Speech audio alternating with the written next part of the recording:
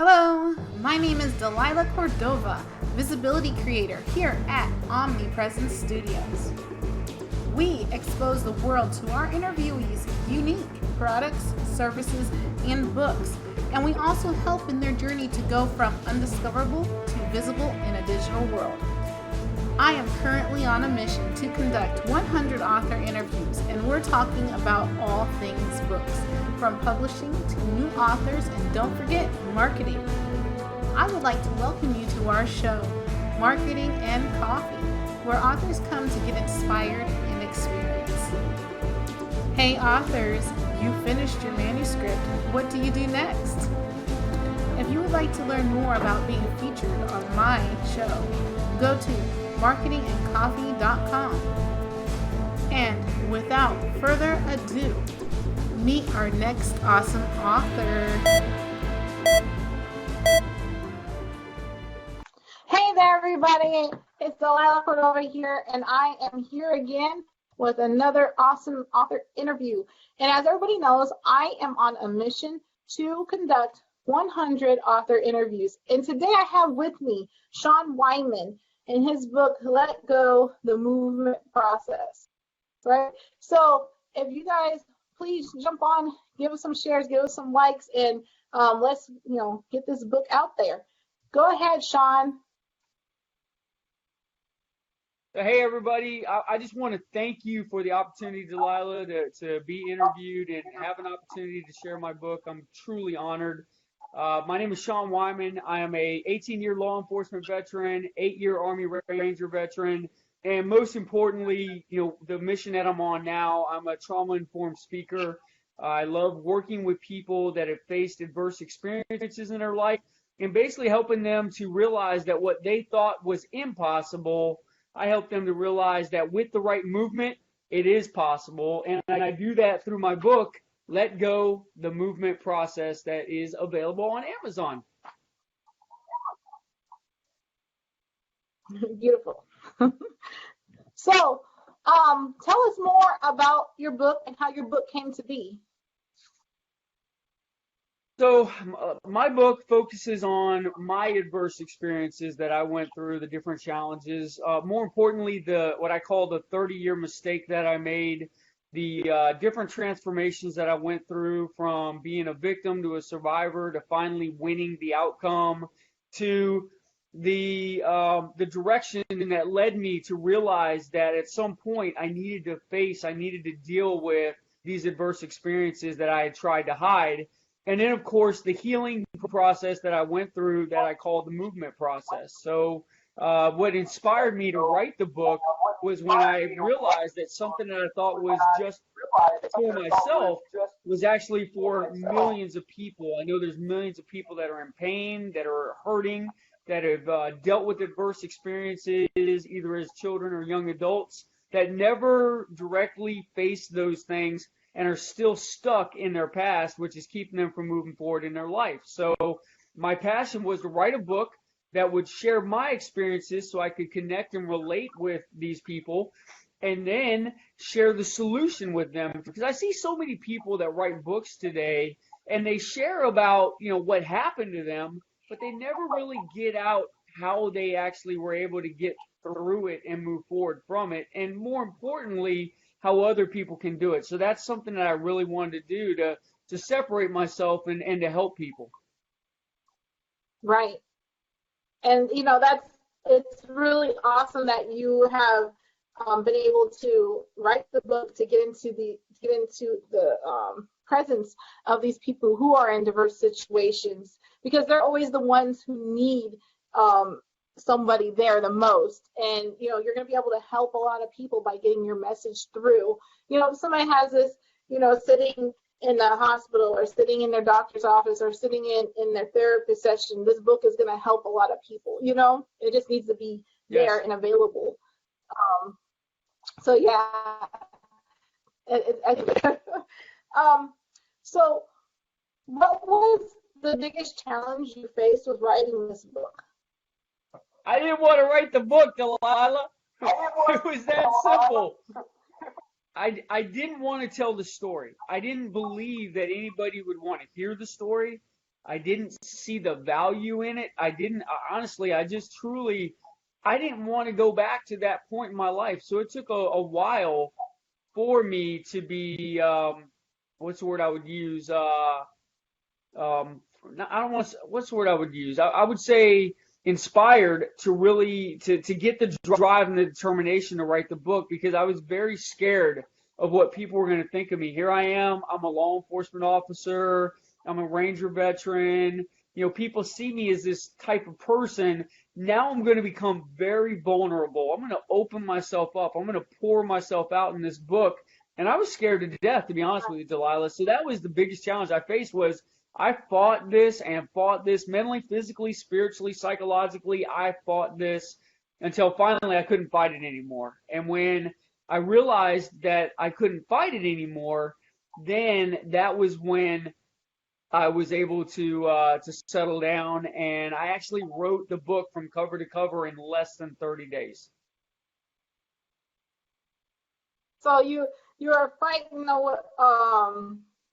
you're fighting your writing process, or fighting to get this out. And but the thing is, you're fighting your own mentality, it seemed like. Yeah, it was a true mental battle. Right. Would you say that it was maybe some type of, did you feel like you had imposter syndrome? Because in the beginning you said that you were a ranger and a police officer and so on and so forth, Like I said, I think the biggest thing was I was afraid of removing the hardcore interior, what everybody knew me as, and showing my softer side by telling this story and telling everything that I tell in this book, and really becoming vulnerable, and just pouring myself into it and sharing my story, because I knew the more that I shared, the more that I realized there were more people like me out there. The more I began to realize, and what really turned it around was when somebody said, "Have you ever thought about it the other way? Here you're thinking about, you don't want to write the book for yourself, but isn't that kind of selfish? Because in the end, everything you've gone through, you have figured out a way to deal with it. And there are so many people out there Right. that they never figure it out, Delilah. They die never figuring it out, and they never have the opportunity to live the life that they were truly meant to live." And when that hit me, it just totally switched my mindset. And I said, you know what? You're right. I need to write this book. And there was a lot of spiritual development going through this process to prepare myself to write this book, to the point where the final person that spoke to me before I wrote the book basically told me, he said, "You need to write the book. You need to write the book now. You got 21 days to get it into my hands from this date." And it was like, what? But when I turned it on, it was on. And, I closed my door, I locked my door, and every night after I got off work, I came home and I started hammering this book out. And once I started, I couldn't stop. And that was the really cool part about it, was there was no stopping once I started, but getting started was a challenge. So I'm interested to know, do you list like a lot of different coping mechanisms or coping strategies in your book? How is it laid out? So again, the process is, the movement process is an 8-step process. And absolutely, it is a type of coping mechanism, because there's a lot of negative coping mechanisms that we go through, especially as children. A lot of children, before the age of 2 are going through adverse childhood experiences now. So by the time they're hitting elementary school, they're either becoming the bully themselves because they're angry from what happened to them, or they're becoming bullied because they're withdrawn from what happened to them, and they're in that withdrawn mode, so they're an easy target for a bully. Now we fast forward to middle school. Now they're starting to experiment. They're looking for those coping mechanisms, right? They start reaching for the pills that are on the counter on mom and dad's medicine cabinet or in the sink. They start looking for the alcohol in the cabinet, and they start focusing on these negative coping mechanisms with drugs and alcohol, even experimenting with sex at a really, really young age. Now we go to high school. Now they're addicted to these coping mechanisms. And when they discover that these coping mechanisms are not working for them, then what they end up doing is they end up falling into a deep, deep, deep state of depression, which leads to between the age of 10 and 24 years old, they end up wanting to commit suicide, and a large majority of them attempt suicide during that time. So this was an idea. It wasn't an idea. It was just the concept that was brought to me through my own healing that helped me to realize that, yeah, this is something that can help people to go from negative coping mechanisms to positive coping mechanisms, and make those adjustments to be able to truly move forward and get away from what they're dealing with. Right. Do you think that a lot of, well, I have a question that's probably, I don't know. Do you think that a lot of the coping mechanisms are being mimicked from their parents and from those who are in their environment, as far as like drugs and alcohol, sex, or? That's a great question. I think that adverse experiences come from adverse experiences. So guess what? The parents deal with adverse experiences, right? We hear it all the time. The abuser or the abused usually becomes the abuser, right? The woman that's involved in domestic violence, or the little girl that witnesses domestic violence, she ends up dating the guy that ends up being a suspect, or what's the word I'm looking for? A violator of domestic violence, right? And she ends up getting abused herself. So a lot of times, yeah, I think they follow in the footsteps of what their parents lay out. And I think today, in a day and age where a lot of children are not growing up with their fathers as much as they used to, and families aren't as united as they used to, that it's more important than ever that this process get out there and start helping people. Right, right. So then, as far as like your background and when you're, creating this book, what did you feel was the biggest challenge you faced while writing Honestly, the biggest challenge, if I'm being totally transparent, the biggest challenge was time. I kept telling them, I'm a full-time law enforcement officer. I work 40 hours a week. I'm a father to two young, at that time, they were 4 and 8. So I had young children.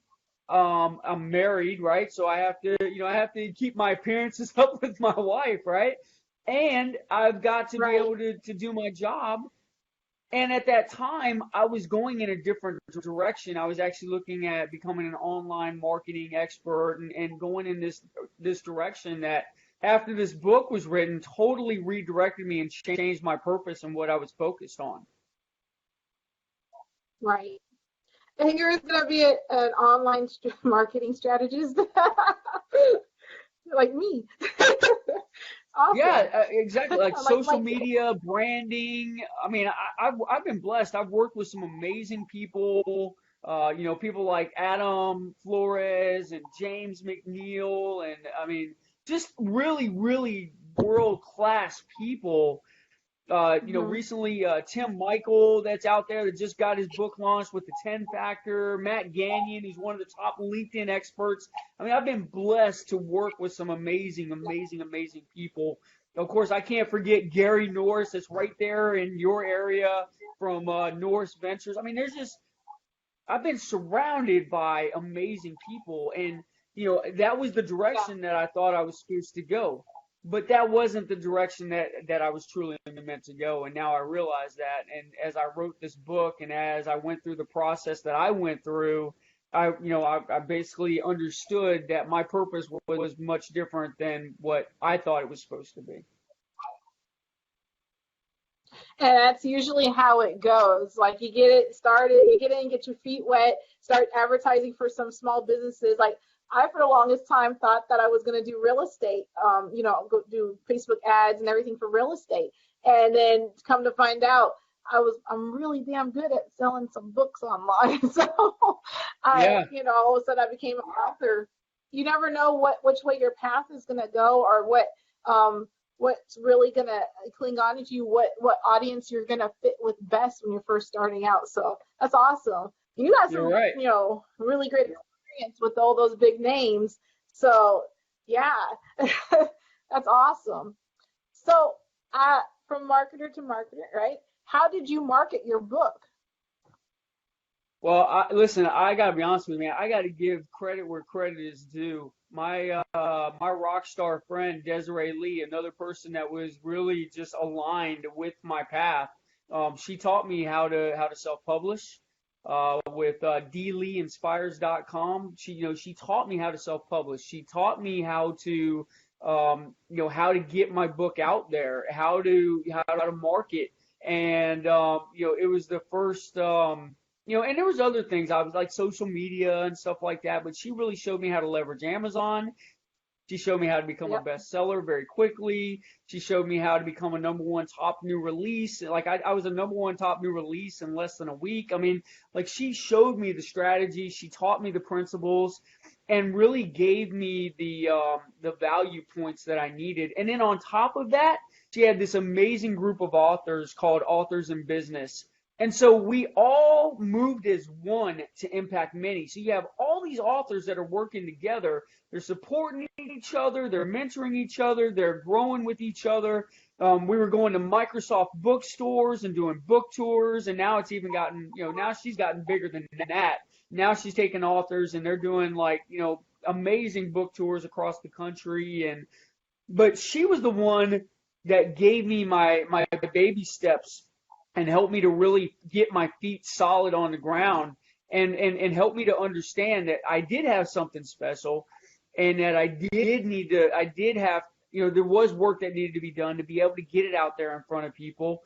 And, honestly, in the first year, she helped me to sell over 2,000 books in just the first year, just doing simple marketing. All my stuff was organic. I didn't do anything high paid Facebook advertising. I didn't do any of that, right? I just did organic marketing, word of mouth, getting it out there, doing a book launch, having a online marketing strategy that allowed me to have like a book tour online, and then doing like we're doing here, Facebook Live and Periscope, and just letting people know, sharing little tiny little parts of value that led them to go, wow, how do I get your book? How do I get more information? So building that curiosity, delivering a piece of value to them, and then allowing them to make a decision for themselves whether the book was worth their time to pick up and read. And luckily for me, a large majority of them were.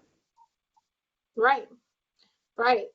And that's awesome that you had that type of support in getting started. Is her group a paid group? Like you have to be paid member to get into it, or it is a paid group. It is a paid group, and I would say it's well worth the investment. I mean, it's less than $20 a month, and like I said, what you're getting is, I mean, every time she learns something new, she's sharing it with her group. She's putting great information out there. She's doing book tours and book launches, which those are higher investments, obviously, because you're traveling and you're doing different things. But look, right. if you're an author who doesn't have a lot of money, but you really want to get your book out there, you've got to find people like you, people like Desiree. You've got to find people like that number one have your interest at heart. And that's what I loved about Desiree. Desiree didn't have Desiree's interest at heart.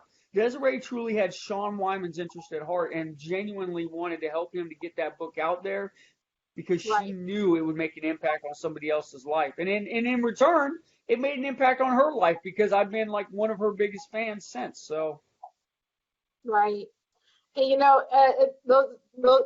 you're the type of client that is really awesome to have. I have several clients like you, but a majority of them, when they started with me, they didn't have, much and nothing. So it's been like, as they can or whatever they can. I've also put a lot of my own money into some of these projects to help them get started.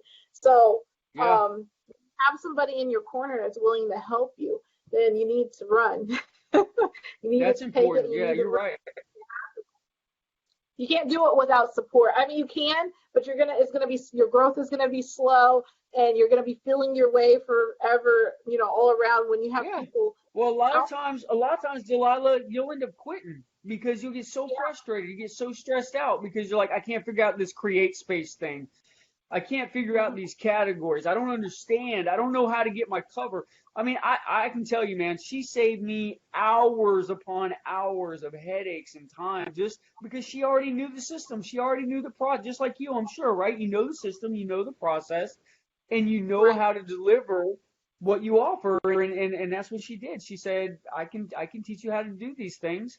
And man, I totally felt comfortable with it. It was a great decision. It was one of the best decisions that I made.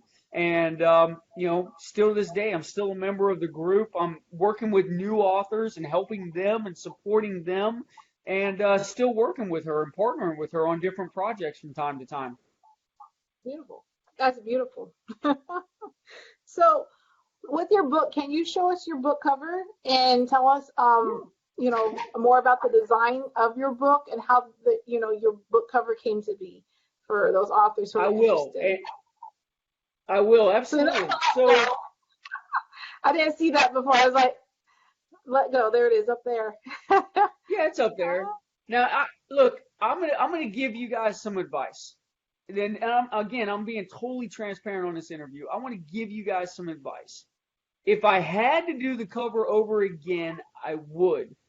And the reason why is because everything you see here, I like, my wife likes, my friends like, right? But what I didn't do, and I wish this is something that I would have done, is I would have gone back and did more research on what my customers would like. Like, what are the colors that people that have dealt with trauma, what are the colors they really relate to? What colors do women really attract to? Is my image really the best image since people don't know me because I'm not a well-known brand, even though I am quickly, building discoverability through social media and different things? Was my face the right picture to put on this cover, or should there have been something else, right? So I want you to understand that when you do your cover as a new author, I'm speaking to those of you that are in the middle of writing your books, that are getting ready to do your covers, make sure that you either hire someone that knows how to do the research to analyze your customer, help you design your avatar, because we have the avatar. We know, I know who my client is. I know who my market is. I know who I want to sell to, but I didn't dig deep enough to think about the little things like the font, right? What font would they really connect with? The black, dark, think about it. If you're in trauma, do you really want to look at black, right? Because black is dark and it's, a lot of people relate it to darkness and evil. Look, they're already in a dark place. What if I would have made this a lighter cover? Right? What if it would have been more white? What if there would have been like a light? If I was going to have the dark, what if there was white at the end of the tunnel? There were so many different things that I look back at now, but I don't regret a thing because you know what? I did it. I actually got out there. I took the action. I took the initiative.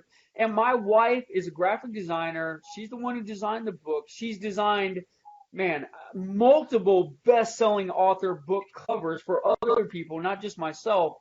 And this was just what came out. It was what we saw, what we liked. But then afterwards, more experience, more maturity, you recognize, you know what?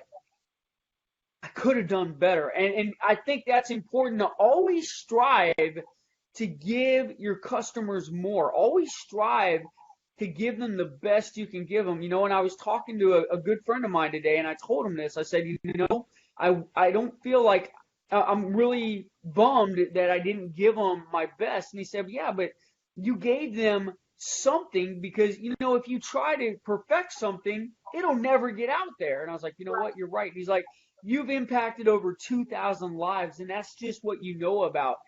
And you don't know about how many lives those 2,000 have impacted just from your book, So if you wouldn't have put the book out, how many people might have committed suicide? How many people might not have found their way out of the adverse experiences that they were dealing with? How many people may have hurt themselves or hurt somebody else because you didn't put your book out there? So in the end, the cover that came out, I love it and it's there and we're going with it now.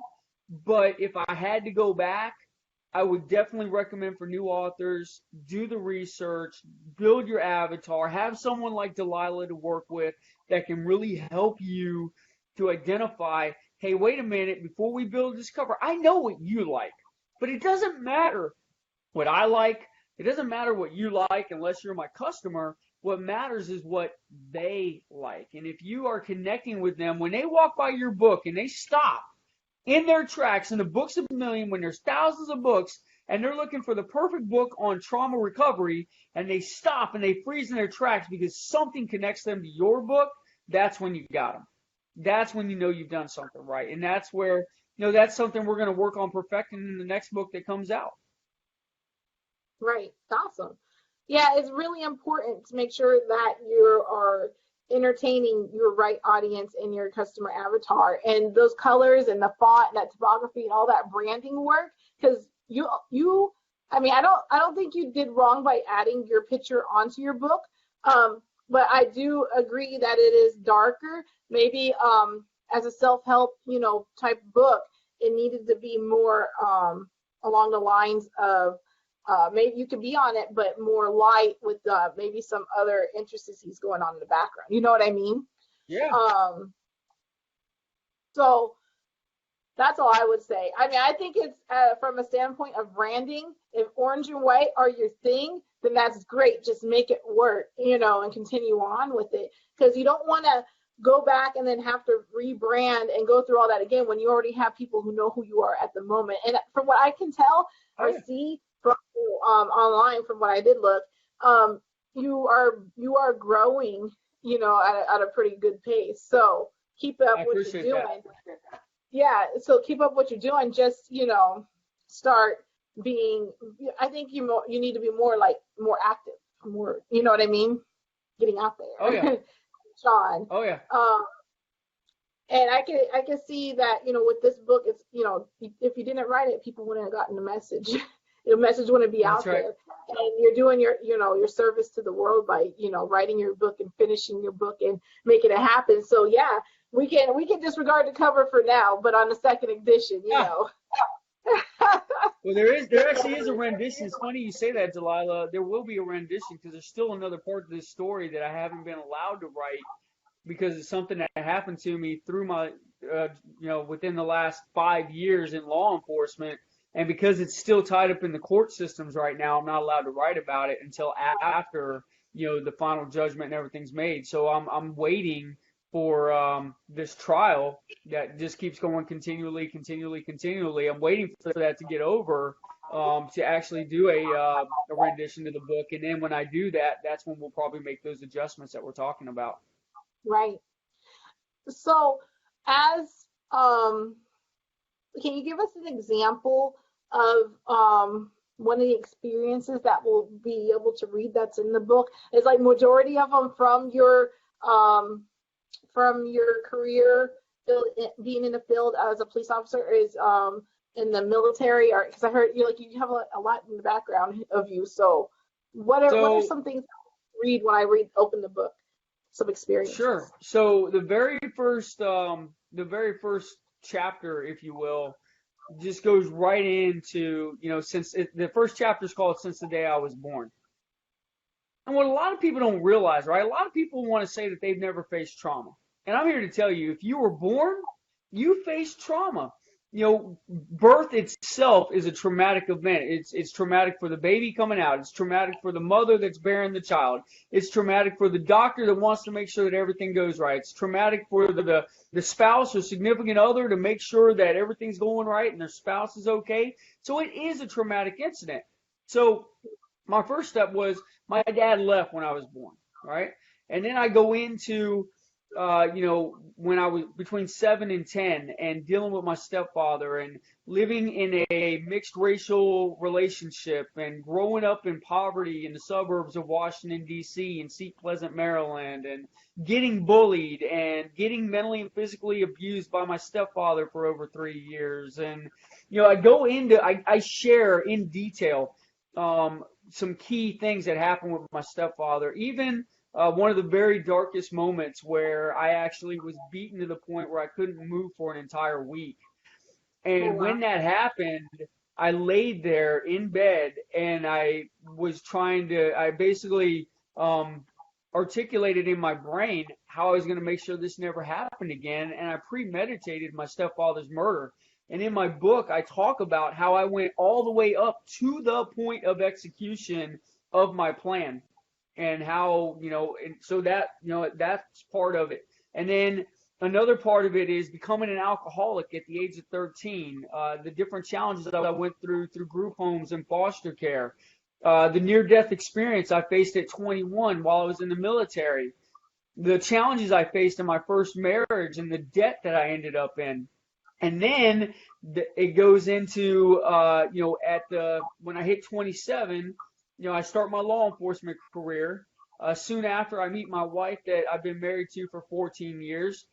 And all of a sudden, I have this aha moment, because everything that had happened to me from my childhood, from the time I was born to 10, there was this deep-rooted traumatic things that happened to me. And because I didn't get the help, because somebody didn't work with me, because I didn't have the treatment and the trauma-informed care and the resources that are available. I mean, let's face it, Delilah, back then, child abuse was accepted. It was like, that's just them disciplining their child. And I remember going to school with bruises from shoulder to wrist and wearing tank tops intentionally to get looked at. And nobody would say a word, because it was an accepted thing back then. And I lived in a minority neighborhood where I was the minority, right? I mean, my stepfather was black, my mom was white, and so that led to its own problems, and so I just share all the adverse experiences that I went through, so people can go, okay, this isn't somebody that's just like talking from a book or talking from some college degree. This is somebody who's been through the fire, right? When people ask me what qualifies you, I go, I got the blood, sweat, and tears to qualify me. I've been through it. I can relate to people's pain. I've watched my mom get mentally and physically abused, so I can relate to these things directly and indirectly through all of my experiences. But the beautiful side is the flip side, where we go into the actual, the aha moment, where I'm in this retreat and I pick up a book and I read something out of that book. And when I read that, it totally makes me realize that what I tried to hide can't be hidden. In other words, when you try to hide your trauma, it doesn't work. Your subconscious brain remembers everything. And when you realize that, then you have to come to a realization. One, I keep trying to pretend like it hasn't happened. I try to ignore what I know the truth is. Or two, I face it head on. And that's what I did, was I faced it head on. And then another 10 years goes by, and I have to go through this healing and restoring and renewing of myself. But then at the end of it, I get a very clear vision of what happened and how it happened. And then I discover that what I thought was just meant for me was meant for millions of other people. And then I share in depth what the movement process is. And I share in depth what the realization was, that what I thought 10 years, from age 1 to 10, what I thought had happened was truly just a perception and not the reality. And I share with them what the reality is. And I challenge people to go back and look and say, what happened to you was only meant to happen to you in a moment. Trauma is only meant to hold on to you for a moment, yet it captivates people for a lifetime because they allow it to. Right. My question is, because on a earlier episode of my interviews, I had interviewed Cynthia Fox Everett, and she's in the Sold Out anthology. And her whole portion of that anthology is about pain and the pain that she went through, and how they kept her, she kept herself medicated, and because she was in the military prior to, and they were giving her medication upon medication. Eventually, she became addicted to the medication that they were giving her, and had to be withdrawn off the medication and all that, and what she went through, physically and mentally. What is your stance on medication being used to cope with trauma? Here's the thing. a lot of times medication will enhance the issue. It will, and I'm not a doctor. I want to make that very clear, right? I'm not making any medical claims or anything like that. But what I am saying is that there is a natural way for a lot of people. Now, look, if you've gone through, like, I've seen people that have gone through a lot worse than I have, and everybody's like, wow, you've gone through so much. But then I meet people who've gone through 10 times, right, as much as I have. And half the time you don't know them because they're smiling, but behind the scenes, there's this deep, dark-rooted thing that's going on. Right. When it comes to medicine, right, you have to be really careful because a lot of times medicine will allow us to think that everything's okay, right? Alcohol was my vice. From age 13 to 27, I drank, Delilah. I drank and I drank and I drank to the point that I got so sick and tired of drinking that I finally quit drinking. But it was the thing that led me to believe when I drink, I'm more confident. I can talk to girls. I can talk to people. I can be, right? And you hear it all the time. I'm more confident. I'm more comfortable. I'm more relaxed. And it's elusive because it leads you to believe that the perception is, yeah, you're more relaxed, everything's good. But the reality is you're burying your trauma deeper and deeper and deeper down. And what happens is that ends up becoming worse down the road. So you have to be really careful with medicine. I'm not here to tell you what to take or not to take because I'm not a doctor and I want to be very careful about that. But I also want people to understand that a lot of times there are natural methods to deal with pain. There are natural methods to deal with emotion. There are natural methods to control your ego and, actually set it aside so you can deal with the things you need to deal with. And I'm living proof of it. I did not do this through medicine. I did not do this through psychotherapy. I did it through this movement process, and it is a step by step. And I truly believe that anybody that follows this process from beginning to end, and not only, you can't just read the book. You actually have to apply what's in the book. But if you really apply and you really put it to action, I don't see how you can fail. I truly don't. Right. And I ultimately I agree. I'm really strong on this because I'm somebody who went through like PTSD. I've seen a lot in the field as well when I was in Iraq. And they give you the medicine to cover up, but it doesn't allow you to actually face or learn to cope naturally with what occurred or happened to you. And I don't think that medication should, be the first answer to everybody. Like, oh, well, we'll give you this prescription and give you that, and let us know how it goes, and then we'll readjust from there. Because all it does is mask the emotion and mask the whatever you have going on, and being zoned out. Especially with kids, Delilah. Especially with kids, right? We are jacking, back when you and I were growing up, right? I don't know exactly how old you are, but I'm going to go with as for me. When I was growing up, I was a hyperactive kid. They didn't put me on medicine. I got disciplined, even before the serious discipline happened, right? I was disciplined and I was taught right from wrong, and I was taught, listen, when you're in class, you sit down, you listen, you do what the teacher tells you. And it was dealt with in that perspective. Now, again, I truly believe a lot of it is because the generation to generation to generation of traumatic incidents that have not been dealt with, that have been dealt with by medication. Well, what happens? As soon as your kid gets traumatic, what do? I need to put them on medication. I need to take them to a psychotherapist. I need to take them to a psychologist. And look, man, if you're a psychologist, I love you. I have nothing. I'm not saying anything bad about what you do because your profession is very honorable. But a lot of times, they'll understand. They'll bring them and they'll be like, man, they don't need that yet. A lot of times it's a matter of having a conversation with our children and saying, hey, what's going on? What happened? Right? Oprah Winfrey just recently did an amazing interview on 60 Minutes.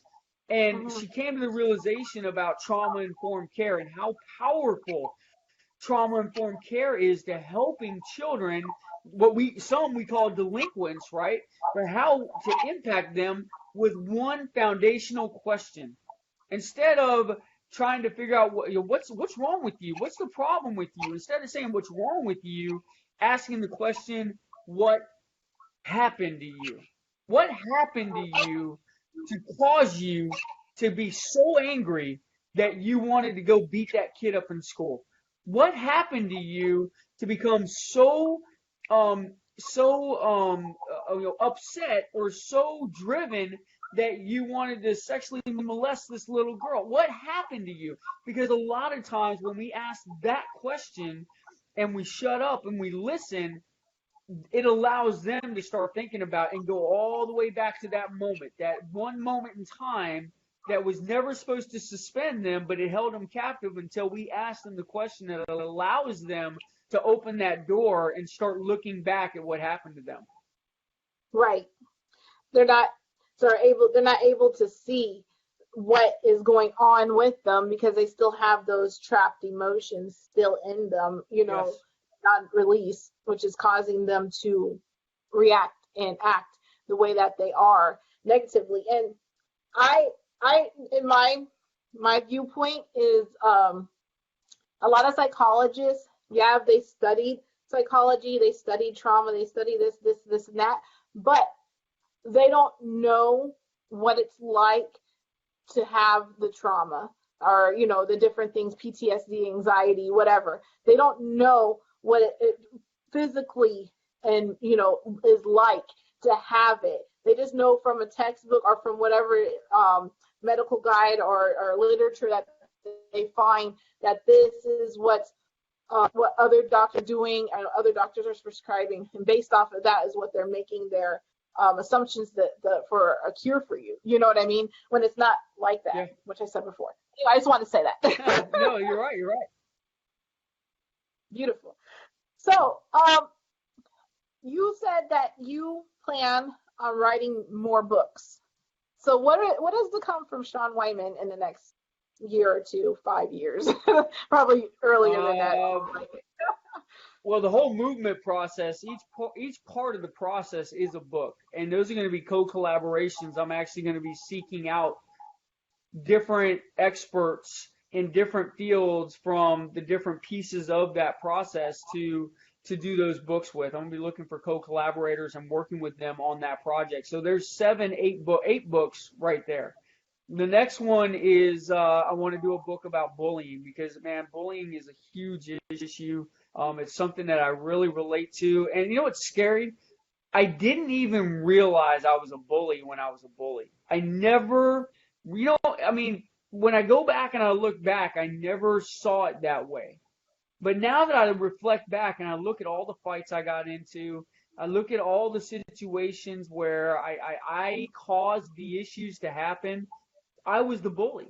And I look back at being bullied in that transition, and so that's inspired me to write a book on that as well. So, and then movement. What's so cool about the movement process is you can apply it to anything. How to create movement in your life, how to create movement in your business, how to create movement in your your social media. I mean, I can take this process and it's very adaptable in many, many, many different environments. Right now, the trauma industry is where I really feel like I can serve the best because of my experience and because of using the movement process to truly heal. I want to be able to share that process with other people, and I genuinely want to help other people heal. I want to see more people live a positive life, more youth that deal with their trauma at an early age so that they can go out and live the life that they were truly meant to live, because that will increase, that will increase life, that will increase energy, positive energy.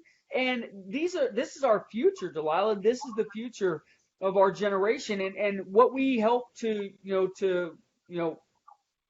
treat now and to help with prevention measures now. If we teach them the right ways now, then when they come across this in the future, they'll apply it as well, and hopefully it'll continue on and continue on and for generations to come, long after I'm gone. It's just like remember how everybody used to smoke, and then all of a Yeah, sudden now I smoked from 13 to 27, so yes, I do. me too. But now everybody, it's like a cultural thing not to smoke. And you know what changed the process? Everybody, like all of a sudden it came along like, oh, it's bad for you, so we're not going to smoke here, we're not going to smoke there. And it became a social norm not to smoke. Yeah, Well, people do smoke, but it's more like a sin now when somebody's smoking, like, So I think that that's right. the younger generation with people like you doing things like this are and spreading word out more like what you're doing, eventually it's got to catch on eventually, and things have got to change. Because if you look at our public school system, especially here in Charlotte, I pulled out two of my kids this year. I've homeschooled them in the past, and this year they wanted to go to school. We didn't even make it half the year. Pulled them out because the influences in the way the children behave in a school is not what I want my children to behave like. You know what I mean? And the things that they're going through at home, or I don't blame them too much, but they come to school and they don't act the way that they're supposed to act when they're in school. And so I pulled my kids out because I do not want them in that environment. So I don't want things to happen to them that don't need to happen. And I feel like parents need to hear more of your message too, to understand how trauma works with a child, how trauma works, and what situations you put your children into, what can happen to them, and what type of damage you can do to your child just by something that you think is innocent. And they're there because children are just sponges. They're absorbing, they're watching every little detail that you're doing. So this is an important it's an important movement. I would say this. I would challenge every single parent. I would challenge every single parent to do what you did, to go to their school and have lunch with their kid once a week, because you will see things that you never thought were possible. I mean, I've been to my kids' lunchrooms, and these grown adults are standing over them going, "You need to be quiet. You need to shut up." Literally yelling at them, turning the lights out, telling them, they're children, man. They are elementary school children. Right. They're interactive. They're curious. They're talkative. We do not want to stop them from talking. We want them to talk. We want them to be curious. Do we want to set boundaries? Do we want to set limit lines? Absolutely.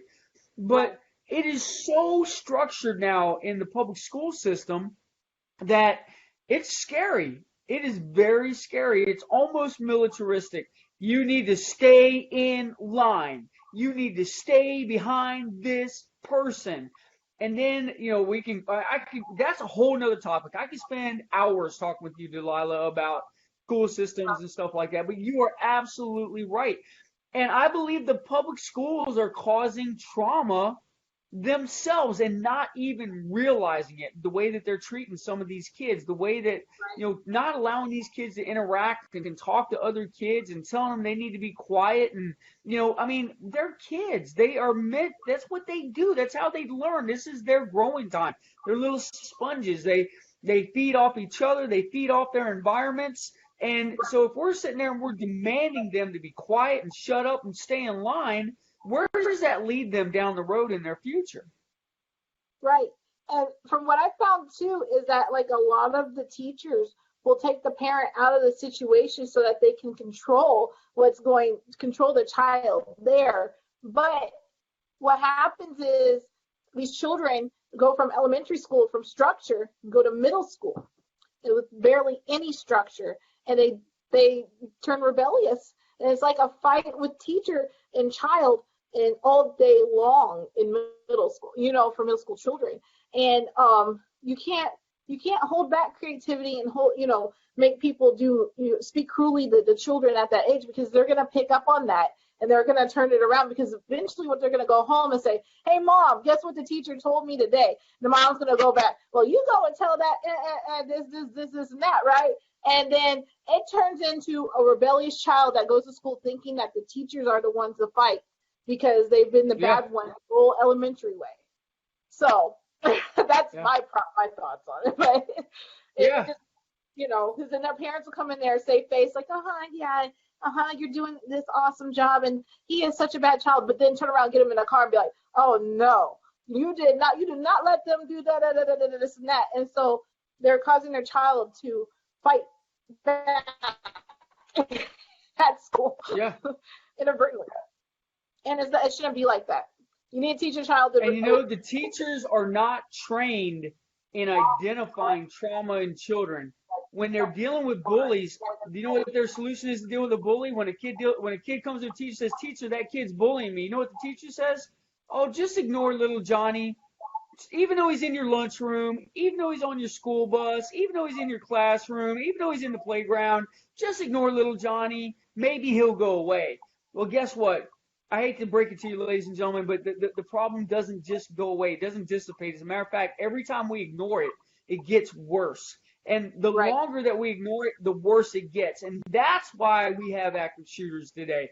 That's why we have a lot of the problems that we have today and that we're facing, is because we refuse to deal with them when we first see them. And even when we see them, we don't recognize them because we're not trained to recognize them the way we need to.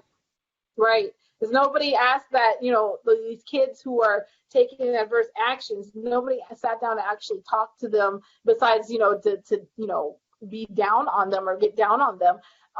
Like you said, what's happening with you? And if they did try to do it, they're not trained on having those type of conversations with a child, to get them to tell you what's happening. And then a lot of times, once they get to high school, it's like nobody's like really involved because they have so many other students who are being rebellious from middle school into high school that they're dealing with all day, that's obstructing the behavior of the other children, and they miss out on the ones who are quiet and shy, or are the ones who are actually have things that are happening to them, and those are the ones ultimately coming back with automatic semi-rifles and doing whatever they want to do. Yeah. And it's it's very sad. So do you view writing as a kind of spiritual practice for you? Oh yeah, huge. I mean, the whole movement process for me came through Christianity. It really did. For me, growing up, I went through a lot of different religions. I went through a lot of different perspectives and different ideologies about faith and things like that. But when I truly came face to face with our Creator, that was what made the difference for me. That was the game changer for me. That's why I don't have pills. That's why I didn't have therapy. That's why, that was my therapy. That was my healing, because, it basically laid everything out and helped me to understand that you were meant to go through everything you went through. And now you're going to find out why. When you write this book, we're going to put this book in front of millions of people, and I'm going to speak through you. And and I truly believe that I'm being used to be spoken through to share a very powerful message, that no matter what you've gone through in your life, and again, that's what my message is, no matter what you've gone through in your life, no matter what you believe to be impossible, with the right movement, it is possible. It is possible to heal. It is possible to restore, and it is possible to renew your life and fulfill the purpose that you were truly meant to fulfill before you were born. Right. Anything is possible through Him. You got to have Him before you get the Z, right?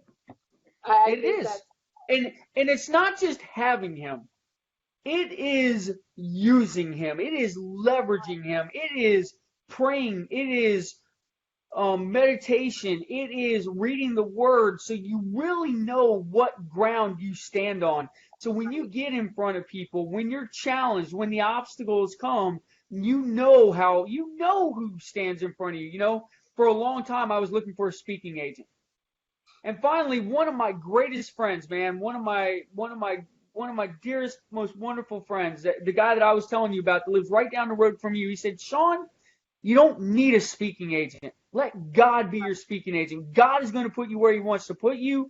Trust in him. But the challenge with that is that you want it in your time. You want it now. You want success immediately. And it doesn't happen in your time. It happens in his time when he prepares you and he knows that you're ready. Because a lot of times we don't even realize what we're asking for. We don't realize what we're really committing ourselves to until it happens. And when we're not prepared for it, it's overwhelming and destructive. So I truly now understand that the timing is everything. Opportunities like this to speak, on platforms like this, to share with new audiences, to reach out to somebody who may know Oprah Winfrey. Listen, if you know Oprah Winfrey out there and you are watching this, find a way to connect with me. And as crazy as that sounds, I truly believe that I'm meant to connect with her and that we're meant to do something together, and one day that'll happen. And that's the thing, right? Put everything in God's hands and know that if it's meant to happen, it will happen. If the door opens, he'll put you through it. If the door closes right away, give thanks and say, thank you for not leaving it open and allowing me to waste my time so I can move to the door that's meant to be open. And once I learned that, it changed my perspective on everything. Right. And it's funny you mentioned Oprah. Michael Logier, he's one of my clients. He was actually on Oprah's radio talk show. So you might want to talk to him and see what, I don't think I don't know. You would have to ask him about Oprah. But he might be, somebody in his circle might be a great connection for you. Absolutely. So, I'm looking for it. So what's the best advice you can offer to a new author? Trust your instincts. As a police officer, I trust my instincts. As a military guy, I trusted my instincts. As an abuse survivor, I trusted my instincts. Like, I knew when the beatings were coming, and I was like, here it comes. Get ready, and the body prepares itself and everything. You take the beating, and you learn to condition yourself to it. As a new author, don't allow doubt and self-fear to hold you back from putting yourself out there. It can be very vulnerable. It can be very scary. But at the same time, a lot of times fear is false evidence appearing real, right? And I did not come up with that acronym, but I love that acronym because it is really true. Most of the time, fear is made up in our own minds. And when we identify, wait a minute, is this something I'm really afraid of? Or is this something I'm making up that I want to be afraid of because it allows me to make the excuse to not move forward and progress with what I need to progress with? So I would challenge you to face your doubt, face your fear, and understand that, every one of us has a story inside of us. And as a new author, the difference between you and someone who doesn't share their story is that you have the courage to put your stuff out there. And yeah, you're going to be afraid. Yeah, you're going to have some doubts. But when you hook up with people like Delilah or, someone in your circle, you surround yourself with the right people that are encouraging, and they raise you up and they elevate you and they truly have your best interest in mind. When you connect with people like that, you will realize that what you're meant to put out there, there's a reason behind it. And from a faith-based perspective, if you feel called, like, spiritually called to do it, then you better do it. Because if you don't, one day you'll have to answer for it. And you'll say, I just wanted the opportunity to serve, right? I just wanted the opportunity to give. I just wanted the opportunity to help. And God's going to look at you and he's going to say, I opened the door. I gave you the thought. I gave you the vision. I spoke through someone like Delilah, and I gave the encouragement to encourage you to write your book. And you chose not to. And because you have the power of free will, I couldn't interfere. Right. You're right. Just make it happen. Get it out there. If you're being called to do it, just do it. Yeah, don't just say what you're going to do. Right. So many people say, I'm going to write a book.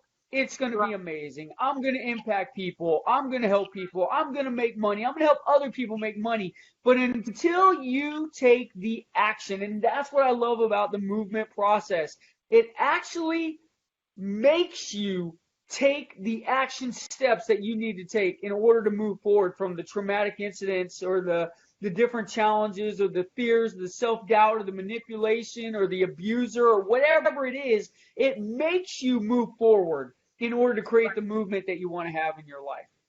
Right. And, once you start taking action, you're going to be climbing along, and eventually you're going to see that the hill is not that high. The hill, whatever mountain you're climbing, whatever you're struggling through. Especially when you have someone like you that's reaching down, right? Yep. Especially when you have someone like you that's reaching down and going, here I am, I'm going to help you. And you pull them up another step. And then somebody else is a little bit higher up the mountain, like, here I am, I'm here to help you. And you pull them up a little bit more.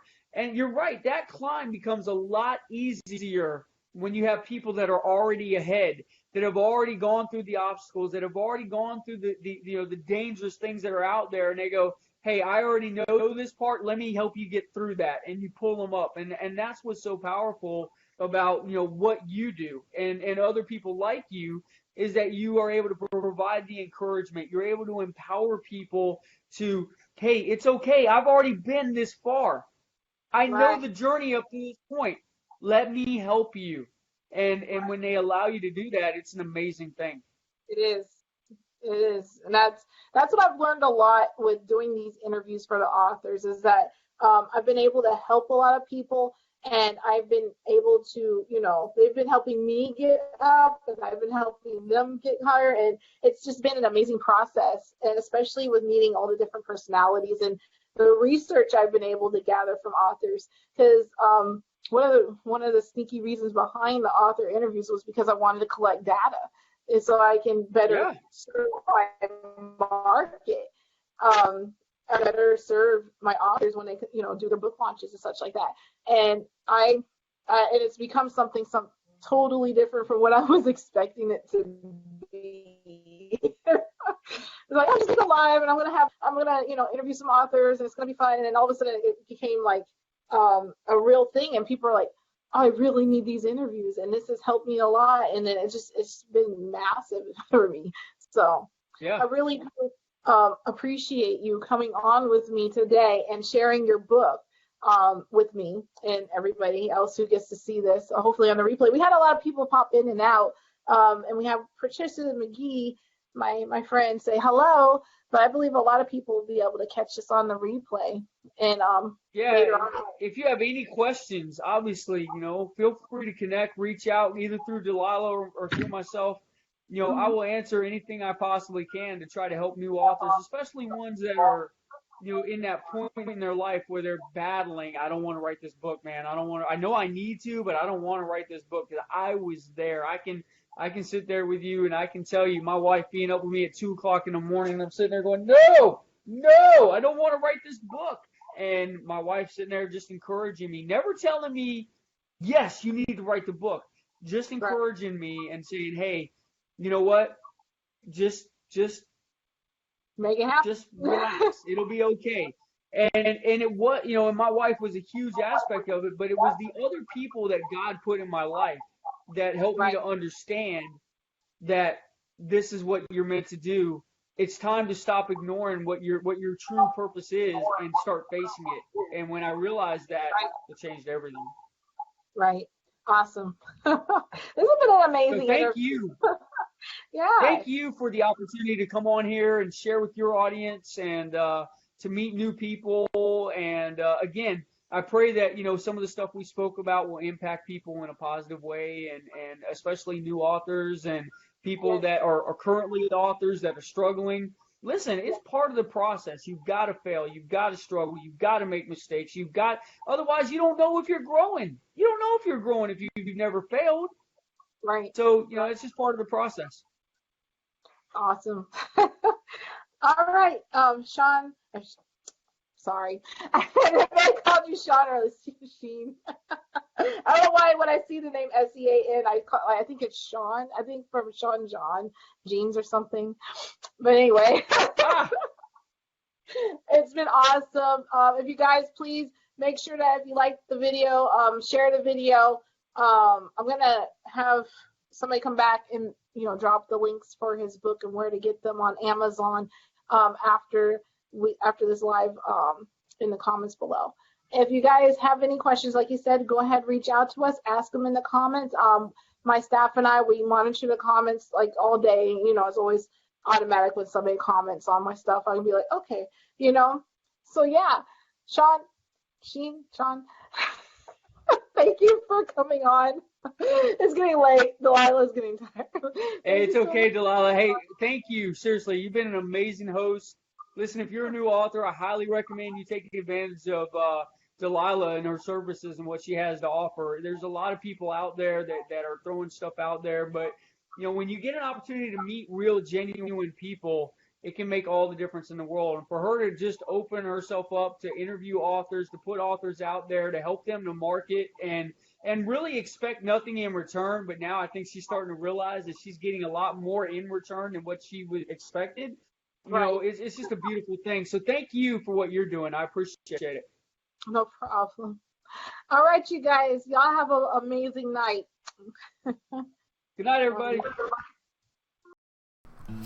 Hashtag support your author by leaving reviews. You can visit this author's book at the link above. Make sure to subscribe and ring the bell to receive our notifications.